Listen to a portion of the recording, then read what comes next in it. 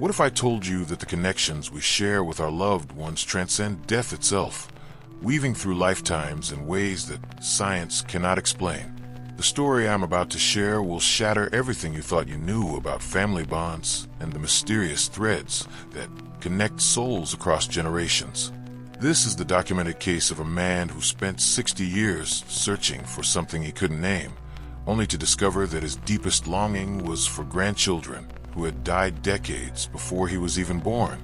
Stay until the very end, because what I'm going to reveal will completely transform your understanding of reincarnation and the eternal bonds that tie families together through time.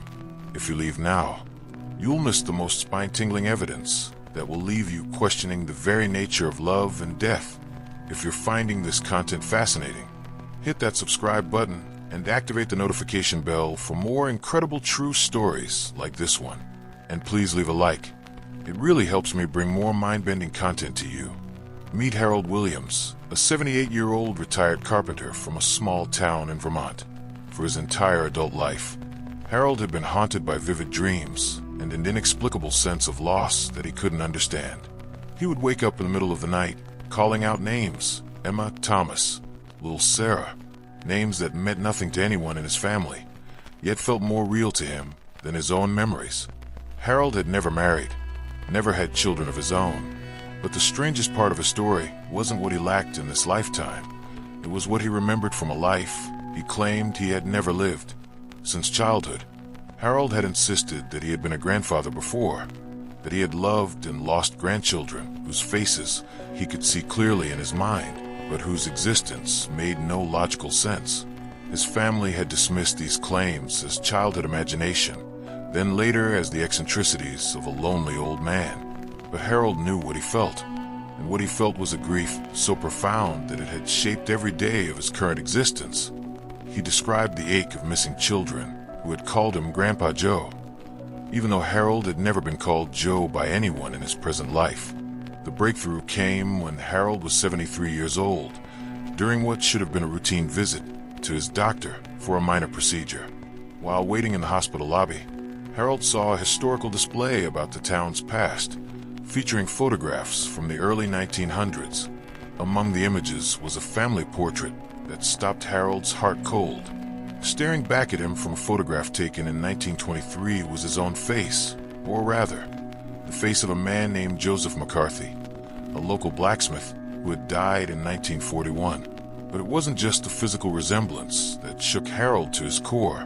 Standing beside Joseph in the photograph were 3 children: Emma, age 12, Thomas, age 9, and Sarah, age 6. The same names Harold had been calling out in his sleep for over 60 years. Harold's hands trembled as he read the caption beneath the photograph. Joseph McCarthy with his grandchildren, taken just months before the tragic house fire that claimed the lives of Emma, Thomas, and Sarah McCarthy in December 1923. The children had died when Joseph was 45 years old. Joseph himself had lived another 18 years, dying of what his obituary described as a broken heart in 1941. The timeline was impossible, yet undeniable. Harold Williams had been born in 1945, for years after Joseph McCarthy's death. Yet Harold possessed memories, emotions, and knowledge that could only have belonged to the grief-stricken grandfather who had lost everything in that devastating fire nearly a century ago. Driven by a need for answers that had consumed him his entire life, Harold began researching the McCarthy family with the help of local historians and genealogists. What they uncovered defied every rational explanation and provided evidence that even the most skeptical researchers found disturbing in its accuracy and emotional authenticity. Harold was able to describe the interior of the McCarthy family home in perfect detail, down to the specific placement of furniture, the color of wallpaper in each room, and even the location of a loose floorboard in the kitchen where Joseph had hidden money for emergencies. When researchers verified these details against architectural records and surviving family accounts, every single element Harold described was confirmed to be accurate. But the most compelling evidence came when Harold led investigators to a remote section of the Old Town Cemetery. Without consulting any maps or records, he walked directly to 3 small graves that had been unmarked for decades. their original headstones having crumbled away. Harold knelt at each grave and whispered the names: Emma, Thomas, Sarah. Records later confirmed that these were indeed the burial sites of the McCarthy children. Harold described the night of the fire with such vivid detail that investigators initially suspected he had access to private family documents or newspaper accounts from the period. But their research revealed that many of the details Harold provided had never been recorded anywhere. He knew about the specific Christmas presents Joseph had been making for each grandchild in his blacksmith shop. He knew about Emma's fear of storms, Thomas's collection of marbles, and little Sarah's habit of singing herself to sleep. These intimate family details could only have been known by someone who had lived with and loved these children deeply. Harold's emotional responses when discussing each child were so authentic and heartbreaking that even hardened skeptics found themselves moved to tears during recorded interviews. Dr. Margaret Chin, a psychiatrist specializing in reincarnation research, was brought in to evaluate Harold's case when he was 75 years old. Over the course of 18 months, she conducted extensive interviews and psychological evaluations, documenting Harold's memories and cross-referencing them with historical records. What Dr. Chin discovered challenged every assumption she had about the nature of consciousness and the possibility of memories surviving death. Harold possessed not just facts about the McCarthy family, but also the emotional memories and personality traits that had belonged to Joseph McCarthy. He shared Joseph's love of woodworking, his gentle manner with children, and even his habit of humming specific folk songs that had been popular in Joseph's era. Harold knew details about blacksmithing techniques that were specific to the early 1900s, despite having worked as a carpenter his entire current life. When presented with antique blacksmithing tools, Harold could identify each one and demonstrate their proper use with the expertise of someone who had spent decades mastering the craft. The most haunting aspect of Harold's memories was his ability to describe the last day he had spent with Emma, Thomas, and Sarah. He recalled how they had helped him in his shop that afternoon, how Emma had been excited about the Christmas doll he was making her, how Thomas had begged to try working the bellows, and how little Sarah had fallen asleep on a pile of hay in the corner of the workshop. Harold's grief when recounting these memories was so raw and genuine that researchers noted he would often need to stop interviews to compose himself. This wasn't the distant sadness of someone recalling a sad story. It was the fresh, overwhelming pain of a grandfather reliving the loss of beloved grandchildren. I'd love to hear your thoughts about this incredible story so far. Have you ever felt an unexplainable connection to people or places from the past? Share your experiences in the comments below. I love reading and responding to your stories. The investigation took an unexpected turn when Dr. Chin arranged for Harold to meet with surviving descendants of the McCarthy family. Margaret McCarthy Sullivan, the great-niece of the children who had died in the fire, agreed to meet Harold at the local historical society. The moment Margaret saw Harold, she gasped and stepped backward. Later, she told investigators that Harold's eyes were identical to those of her great-grandfather Joseph in family photographs she had seen throughout her childhood. But it was Harold's behavior during their conversation that provided the most compelling evidence of his connection to Joseph McCarthy. Harold knew family stories that had been passed down through generations, but had never been recorded or made public. He knew about Joseph's habit of carving small wooden animals for each grandchild, a tradition that Margaret's grandmother had mentioned only once in passing years earlier. He knew about the specific lullabies Joseph had sung to the children, songs that Margaret's own grandmother had hummed but had never taught to anyone else because they were too painful to remember. Harold shared memories of family Christmas traditions that had died with Joseph, including the specific way he had decorated the workshop each December and the special Christmas Eve story he had told the children every year. Margaret confirmed that her grandmother had mentioned this story once, describing it as Grandpa Joe's special tale about the Christmas angel who watched over children. But the actual story had never been preserved. Without prompting, Harold began reciting the story word for word, describing the Christmas angel's silver wings and her mission to protect sleeping children from harm. Margaret broke down in tears, saying that her grandmother had hummed a melody associated with this story throughout her life, a melody that Harold then sang with perfect accuracy. The emotional impact on Margaret was profound. She later testified that meeting Harold felt like encountering a piece of her family's lost history, as if her great-grandfather's love for those children had somehow found a way to survive and express itself through this elderly man who should have had no connection to their family. Dr. Chin documented every aspect of this meeting, noting that Harold's mannerisms and speech patterns seemed to change when discussing Joseph's memories. His voice became deeper, his posture more confident, and he began using expressions and phrases that were characteristic of men from Joseph's generation. The research team decided to conduct a more controlled experiment to test Harold's claimed memories.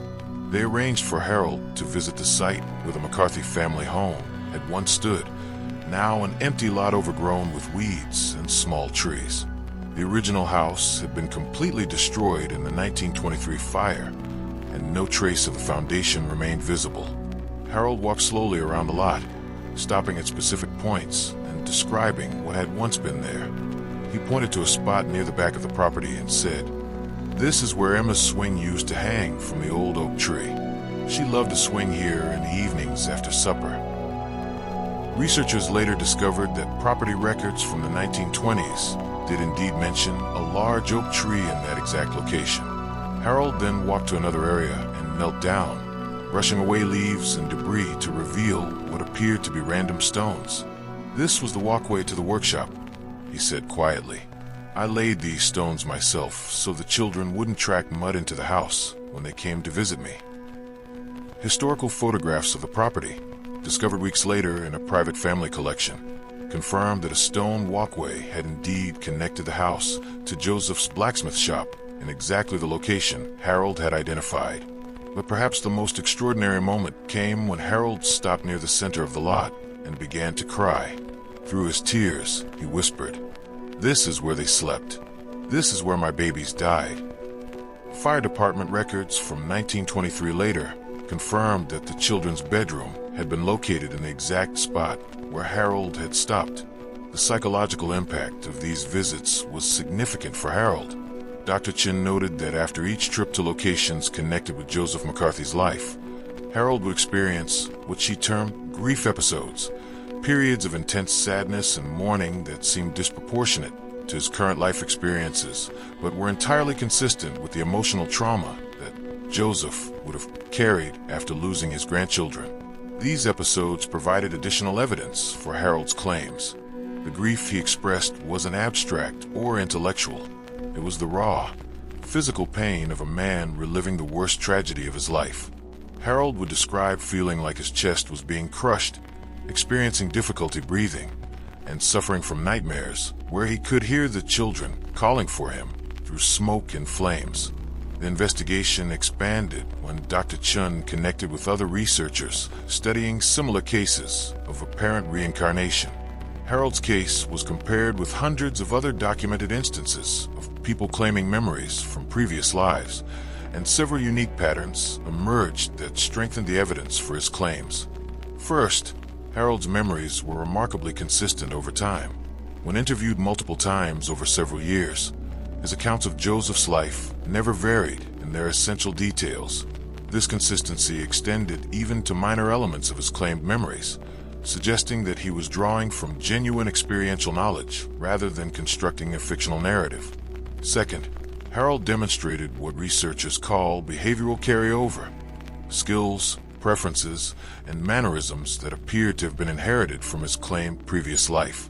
His expertise with woodworking tools from the early 1900s, his knowledge of period-appropriate folk songs, and even his instinctive understanding of blacksmithing techniques all supported the possibility that some aspect of Joseph McCarthy's consciousness had survived and influenced Harold's current incarnation. Third, Harold's emotional responses to stimuli related to Joseph's life were immediate and intense in ways that suggested genuine memory rather than learned information.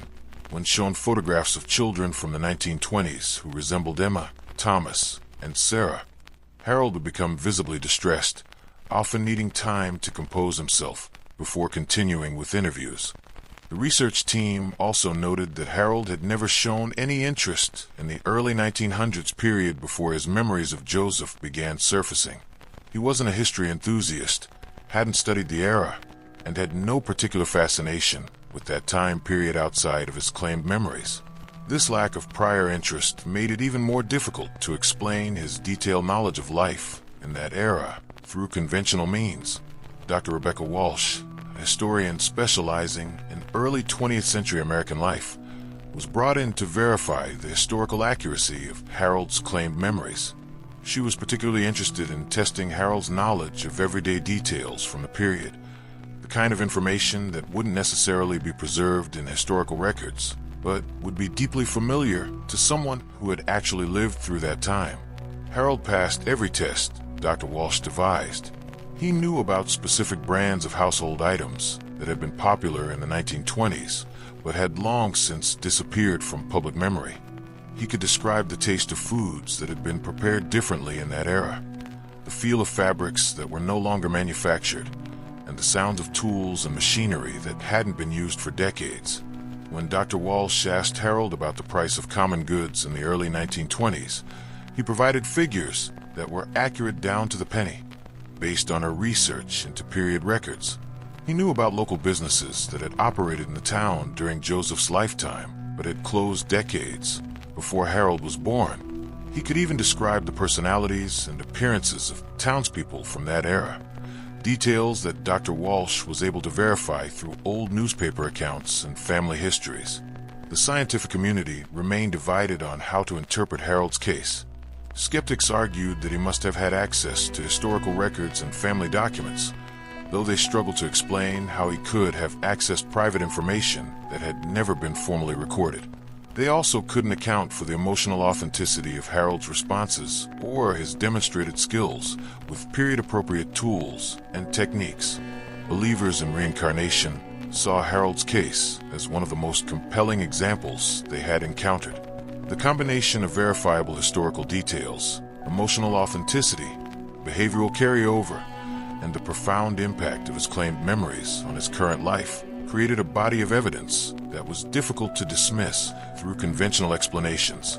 Dr. Chun concluded in her preliminary report that Harold's case represented a significant challenge to our current understanding of consciousness, memory, and personal identity. While we cannot definitively prove that Harold Williams is the reincarnation of Joseph McCarthy, the evidence suggests that some form of information transfer has occurred that cannot be explained by currently accepted scientific models. The most poignant aspect of Harold's story was the peace he began to find as he uncovered more details about Joseph's life and his relationship with Emma, Thomas, and Sarah. For the first time in his 78 years, Harold felt that he understood the source of the longing and grief that had shaped his entire existence.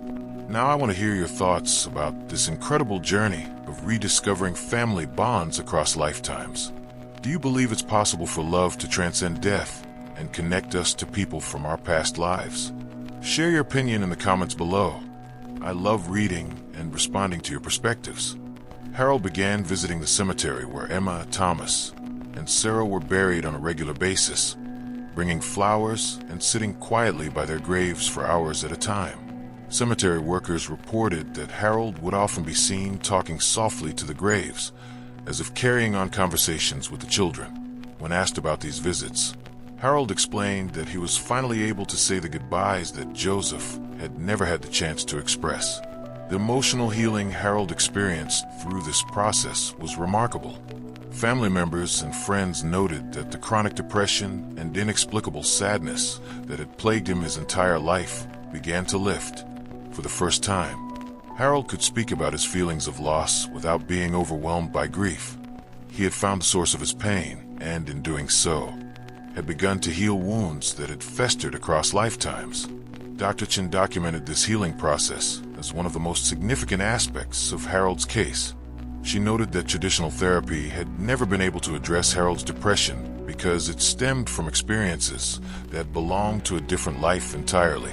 Only when Harold was able to reconnect with his identity as Joseph McCarthy and properly grieve for the grandchildren he had lost could he find peace in his current incarnation. The case took an unexpected turn when Harold began claiming that he could sense the presence of Emma, Thomas, and Sarah around him. He described feeling their spirits near him during quiet moments, and he began having dreams where the children appeared to him as they would have looked if they had grown to adulthood.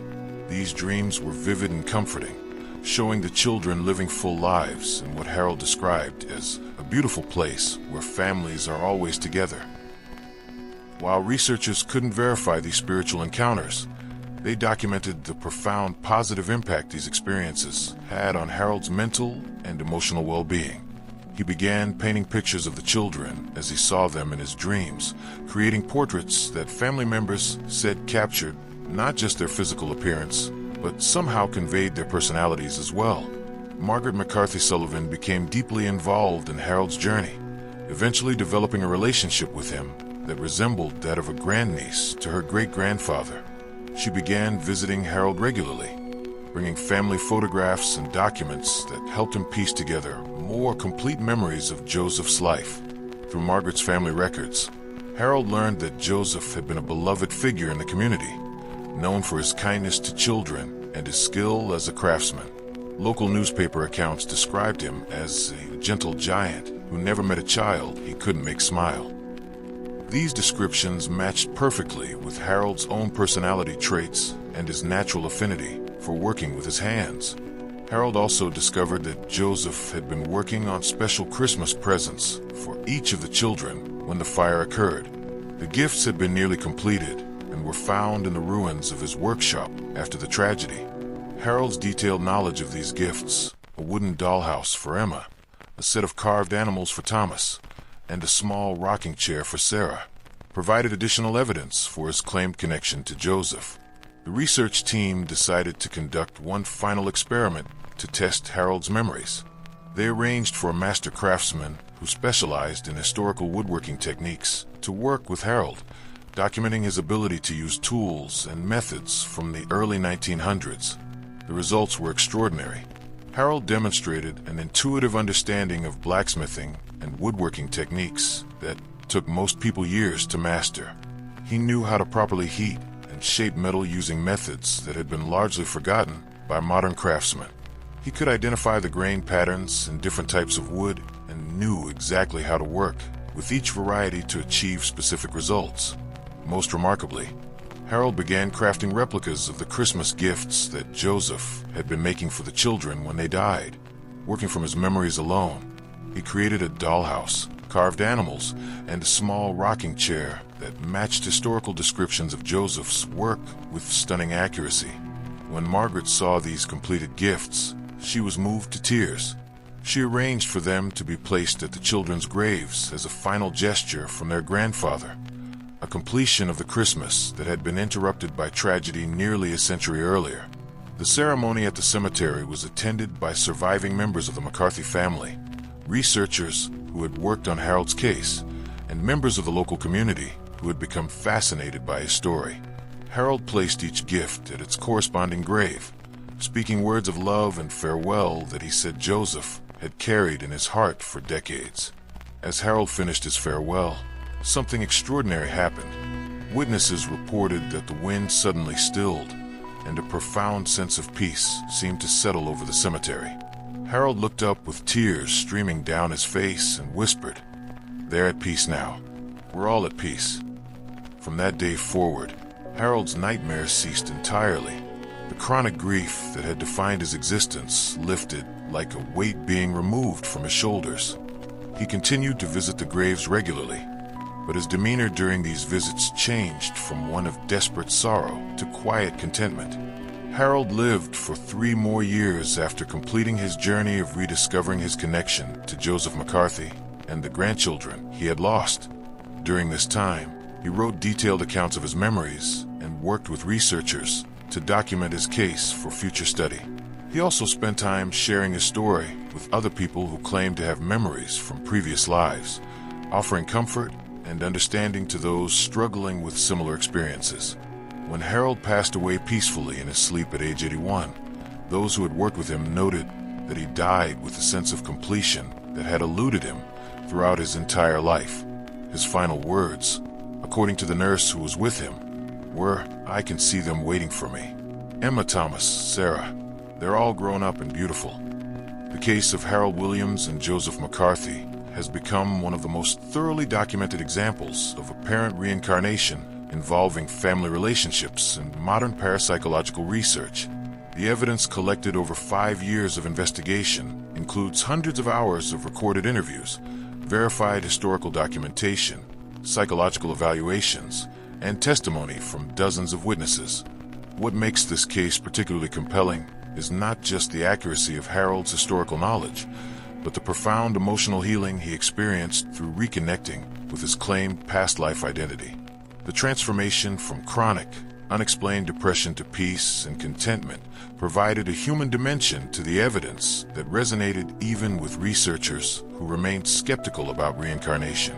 Dr. Chen's final report concluded that while science cannot yet prove the survival of consciousness after death or the reality of reincarnation, Harold Williams' case presents evidence that challenges our fundamental assumptions about the nature of memory, identity, and the bonds that connect us to those we love.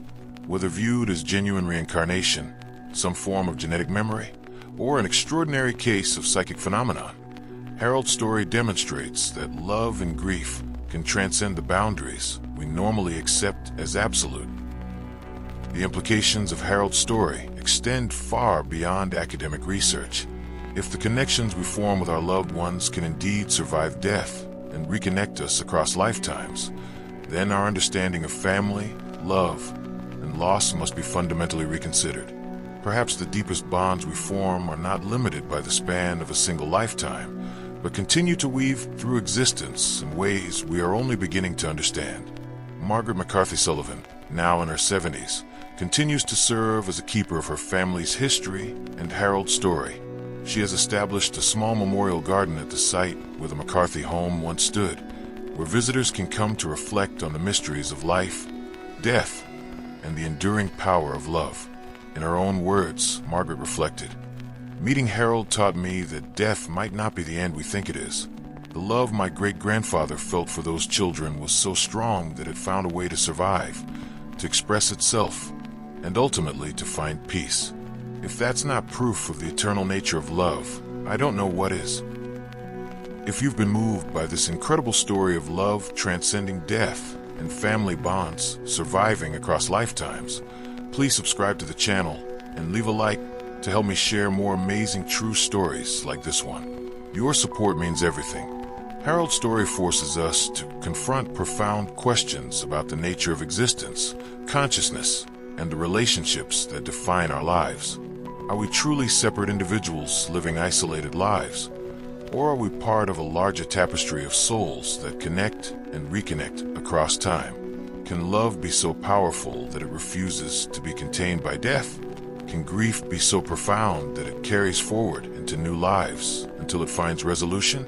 These questions may never receive definitive scientific answers, but cases like Harold's remind us that the universe holds mysteries far greater than our current understanding can encompass. In a world where science continues to reveal the incredible complexity and interconnectedness of all things, perhaps the most profound discoveries await us not in distant galaxies or subatomic particles, but in the depths of human consciousness and the eternal questions of love, loss, and the bonds that tie us together across the vast expanse of time. Now I want to know your final thoughts. Do you believe that family connections can survive death and reconnect us in new lives? Have you ever felt an inexplicable bond with someone that seemed to transcend your current lifetime? Share your experiences in the comments below. I love hearing your stories and will respond to as many as I can.